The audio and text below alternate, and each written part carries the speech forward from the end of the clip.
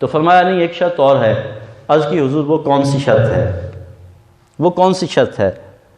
تو فرمایا کہ میری ایک بیٹی ہے جو آنکھوں سے نابینا ہے، جو پاؤں سے معذور ہے، چل نہیں سکتی، جو سن نہیں سکتی، کانوں سے معذور ہے، جو بول نہیں سکتی، گونگی ہے، کلام نہیں کر سکتی۔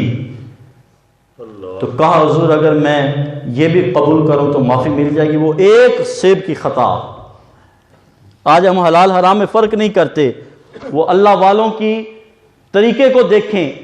تو کہا حضور اگر اس کو قبول کر لوں تو معافی مل جائے گی؟ تو عرض کی ہاں معافی مل جائے گی۔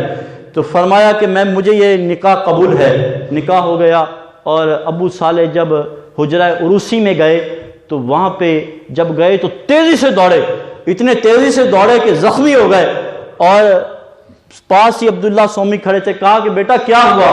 عرض کی حضور ایک غلطی پہلے کی تھی اور ایک غلطی اور ہونے لگی تھی کہ جس نشانی والی لڑکی کے ساتھ آپ نے میرا نکاح کیا تھا تو وہ لڑکی اندر موجود نہیں تھی، یہ تو بالکل ٹھیک ٹھاک تھی، خوب روح تھی، اور اس کے اعضاء صحیح سلامت تھے اور بڑی خوبصورت تھی۔ فرمایا کہ آج ایک اور غلطی ہونے لگی تھی۔ تو ابو عبداللہ سومی فرماتے ہیں کہ بیٹا یہی وہ لڑکی ہے جس کے ساتھ میں نے تیرا نکاح کیا ہے۔ اس کو میں نے نابینا اس لیے کہا کہ اس کی نگاہ کسی غیر محرم کی طرف اٹھی نہیں ہے۔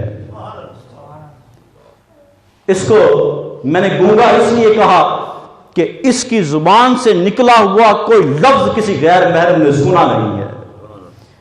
اس کو میں نے بہرا اس لیے کہا کہ اس کے کانوں نے کسی غیر محرم کی آواز کو سنا نہیں ہے۔ اور اس کو میں نے ٹانگوں سے معذور اس لیے کہا کہ یہ چل کر کبھی اس جگہ پہ گئی نہیں جہاں پہ اللہ اور اس کے رسول نے منع کیا ہے، وہاں تک نہیں گئی۔ اور پھر وہ ابو صالح جنگی دوست اور عبداللہ سومی کی بیٹی کو اللہ تعالیٰ نے ایک بیٹا عطا فرمایا، جس کو دنیا شیخ عبد القادر جیلانی علیہ الرحمہ غوث اعظم کے نام سے یاد کیا کرتی ہے،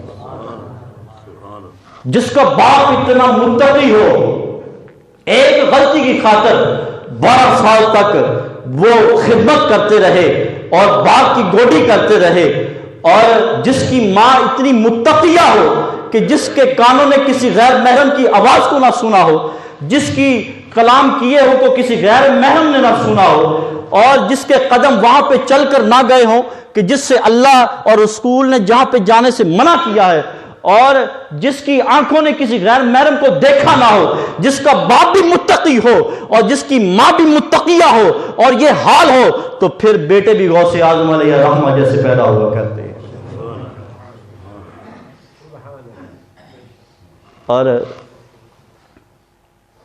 یہی وجہ ہے